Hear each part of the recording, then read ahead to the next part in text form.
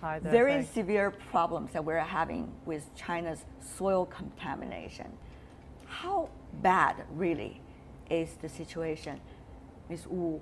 Particularly compare, let's just say, the water pollution and the air pollution, two problems which of course the China and the world are very much aware of already. It's pretty serious, and soil contamination definitely is one of the priority issues that the country needs to address. And of course, not as visible as air pollution we witness every day living in Beijing, and not talked too much at this moment or at the same level as the water pollution yet, because just a couple of days ago, the government issued the 10 action plans to address water pollution.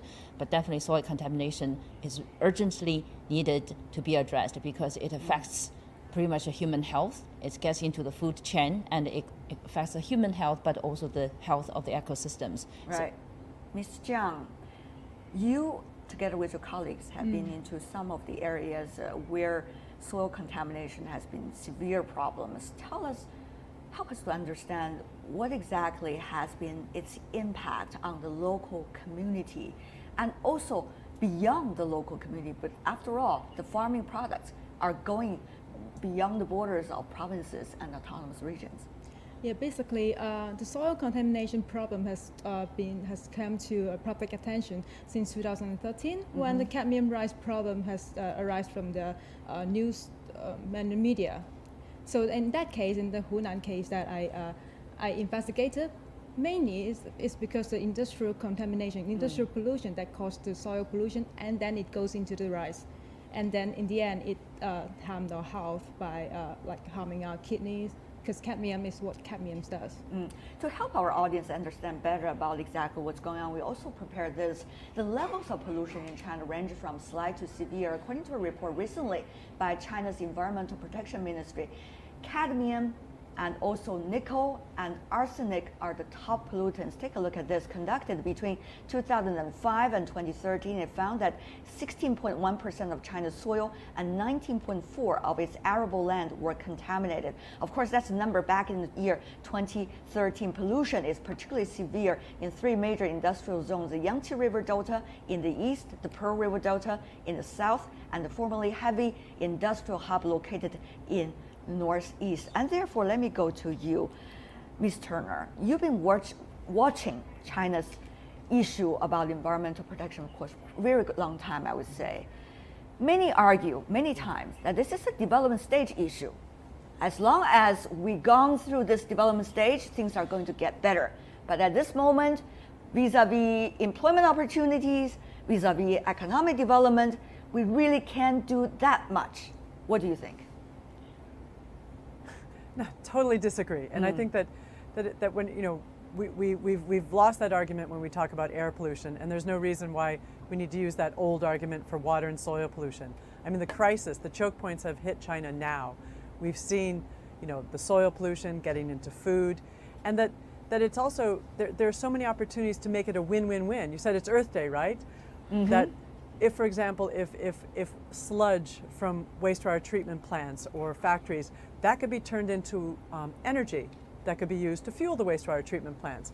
Biogas can also be used on animal waste. There are a lot of factory farms, particularly on the east coast of China, and a lot of that waste goes straight into the waterways. And so with the sludge and this other kind of waste, I mean, that's what's contaminating the soil, and it's a truly missed opportunity.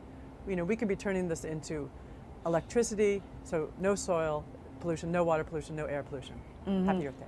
But on the other hand, we do see this problem because even though China, more and more people agree with the argument that you can really have economic development, but at the same time do take care of the environment, the implementation of the existing laws and also regulations is a big problem. Ms. Wu, you know this better than I do. For example, companies could be ordered by the authorities to clean up what they have just polluted. But eventually, when the authorities left, they reburied some of the contamination and pollutants once again into the soil. It is impossible to have someone always on guard, standing in front of the factories and monitor second by second. What can be done? We have a camera in front of every factory? Well, this is a really unfortunate situation. The reason why now the country is advocating the ecological civilization, it means a lot.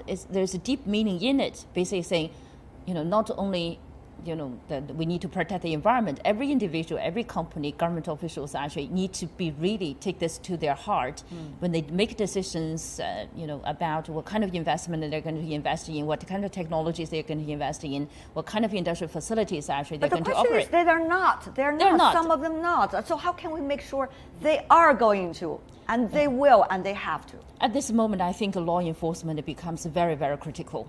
So we started to have laws with teeth, with clear liabilities, whatever, then we really need to enforce it. At this moment, you cannot rely on people's or companies, individuals sort of self-discipline actually to achieve that. Rather, you need to, two things happening. One, you need to educating the whole society about changing your behavior. In the meantime, actually, the enforcement of law part needs to be really, really The enhanced. environmental protection law has certainly been just revised at the very beginning of the year, and it is having more teeth than it used to be, than any time it used to be. And secondly, you have a very much hardworking environmental ministry, in fact, now in China.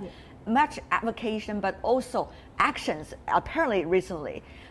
But, Ms. Jiang, will that be able to solve the problem? There's also a time difference between action that they're taking to the results that we can see. Yeah, I would say that because in terms of soil pollution, there's a very specific problem in it. Unlike water, unlike air, they will refresh themselves and they're kind of renewable, but soil resources is not renewable. So as you said, when the contaminants has been buried into the soil, it's actually irreversible. So who is going to pay the money to do some soil remediation? Like how to treat who is going to pay the cost for treating the soil? Does Greenpeace have an answer? We actually, from other countries' experience, they have some fund that every polluting or every industry or facilities has to pay kind of a lump sum when they actually enter that place and operate. So yeah, that fund will be used in cleaning up their mess and after. Is it a money issue, you think? It's the money and time, basically. All right. Yeah. Ms. Wu, very briefly, and then I go to Ms. Turner. Yeah, I think the issues need to be looked in a holistic manner. Yeah. We're talking about the pollution, basically saying, somehow some industrial facilities or agricultural activities actually contaminate the soil, then you need to figure out how to treat them. Actually, you need to move up the value chain, basically saying you need to figure out how to prevent the discharge of pollutants from the beginning, from the source. So the laws is not just to say, if you discharge contamination, you need to be fined and penalized, but rather say all the production line along all the way. That's true. You cannot say just end of the pipe solution. You need to move up, basically. But Ms. Turner, that means enormous amount of money, enormous amount of actions, energies, and also personnel to take care of the whole process. Ms. Turner. Well, but sometimes there can be the issue of simply that the factories, it costs energy often to turn on wastewater treatments, right? To treatment equipment. Absolutely, that's exactly what's happened. So there's never been but there's no real, there's no real hammer. Now in the environmental protection law, one of the provisions is that there's opening up space for public interest lawsuits. So it's always been a bit of a difficulty when you've had individuals who suffer from pollution to actually get into the court won't take the cases, but public interest lawsuits, we saw the All China Law Federation bring a case up recently, and there have been other examples earlier, that this is another way that the public is watching, and that these kinds of cases, if we start seeing more of them, and if the fines that are now increased for water pollution can get increased, that would be, at the moment they're greater than they were before, but I don't think they're really high enough to make it really hurt. You have to make the penalties, more expensive than actually polluting. Right. And so a lot of this really comes down to governance. It's not about technology. The technology to deal with most of these is there, but subsidies to encourage, for example, biogas, waste to energy, that would again, the win-win, that they won't pollute and they view waste as a true resource, which China has been a very energy constrained country. This is a gold mine. That is exactly what I really want to ask you as well, Ms. Turner. That is, China is such a huge farming country, and it is producing 40%, 50% of the world's vegetables and fruits. Huge population to be fed.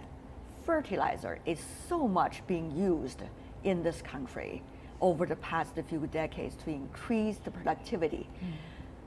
But it is very hard a switch to make, even though you argue about some of the biofuels. That would take quite some time, but the soil contamination is an ongoing process. So, Ms. Turner, some good remedy over there? Well, I mean, again, some of the solutions are that note that fertilizers are often sold by local government agricultural extension offices, and they make their money by selling more fertilizer. So you have that incentive.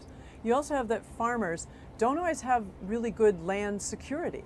And if you don't know that your land may be grabbed or you may lose the land for other reasons, you're not necessarily going to want to make the investments into shifting to organics, doing other soil protection issues. And again, not laying it on the farmers, but that there can be things done that could help the farmers better protect the land. And so it needs to be looked more comprehensively. It's not that the farmers, they don't have any problem with their thinking. Right. The incentives aren't there. And also, and even organic food standards. There's a lot of them that maybe aren't necessarily trusted.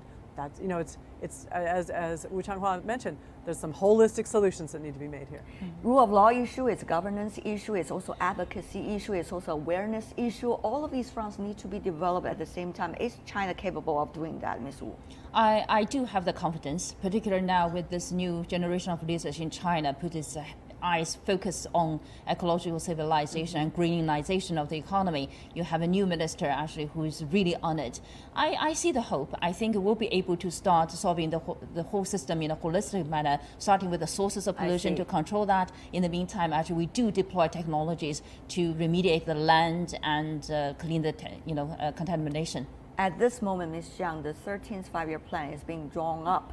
And many say this is the best time to get into some of the most important messages when it comes to how to protect soil from being contaminated in the future. What are some of the key points you think that is absolutely need to be there? Briefly, if you can. I know there's a long list when it comes to environmentalists. The most fundamental thing I see missing now is the coordination among all the ministries and departments in the government. Because as Ms. Turner and Ms. Wu just said, I totally agree that we need a holistic policy and strategy to deal with the prevention and risk mitigation.